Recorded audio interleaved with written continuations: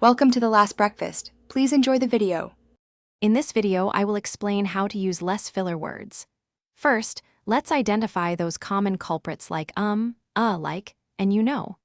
Pay close attention to when these words creep into your conversations. Are you nervous or just thinking aloud? Becoming acutely aware of your speaking habits is the crucial first step. Try to notice every single instance over a 5-minute period. Once you're aware, replace fillers with a deliberate pause. A brief silence, perhaps 1 or 2 seconds, is far more effective and professional than an. Also, consciously slow your speaking pace by about 25%.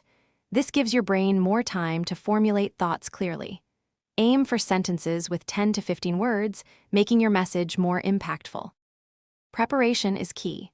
Before important conversations or presentations, mentally rehearse what you want to say. Try recording yourself for a 2-minute segment and then listen back, specifically counting your filler words. This provides concrete data.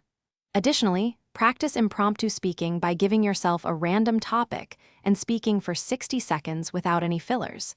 Consistent practice yields significant results. To sustain this improvement, actively work on expanding your vocabulary. A richer word bank reduces the need to search for words mid-sentence.